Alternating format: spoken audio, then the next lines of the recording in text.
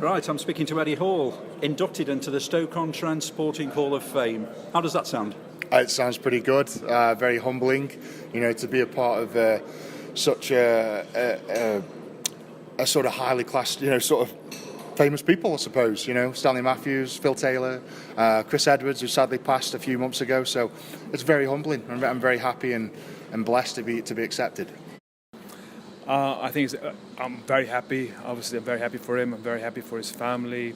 I think it's more than just Eddie.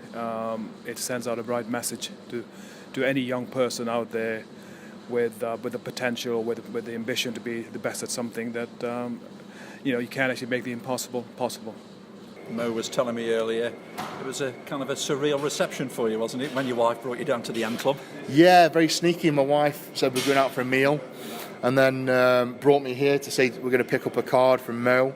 And I walked in, and there was a few hundred people to greet me, and it was very, very special and very humbling to have so many people turn up and appreciate the accolade. Because when I got back, I felt very down, and I think this is any sportsman that's been at the pinnacle.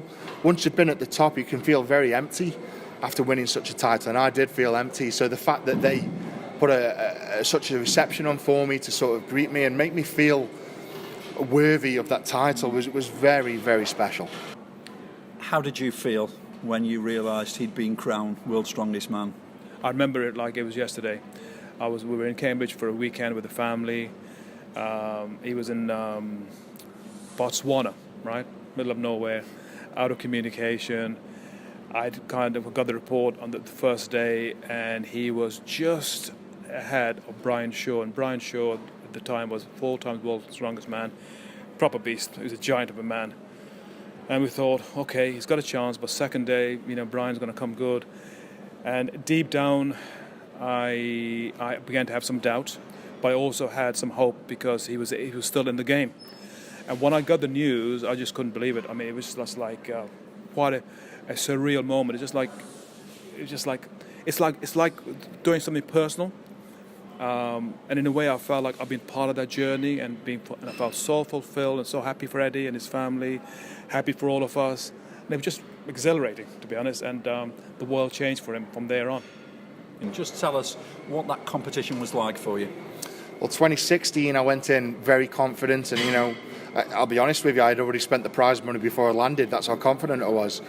And I get there, I land, and I managed to rip the tendons off one of my fingers the day before the contest started.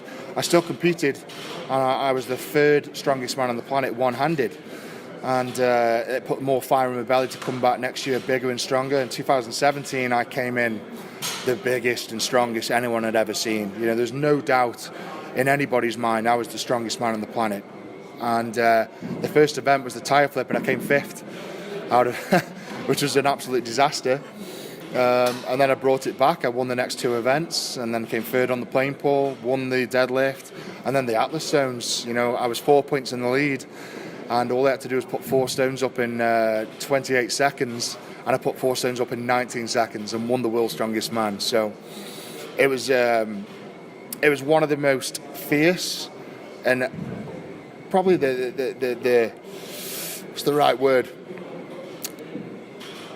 The people in that final were the biggest and strongest they'd ever been. It was like the Avengers almost. Previous years, yes, it's always going to be tough to win the world's strongest man, but I was competing with giants, with guys that were 7 foot tall, 34, 35 stone in body weight, and I beat them. I beat the giants, and I was the undercard, and nobody expected me to win. Nobody expected me to walk away with that title, and I did so very easily.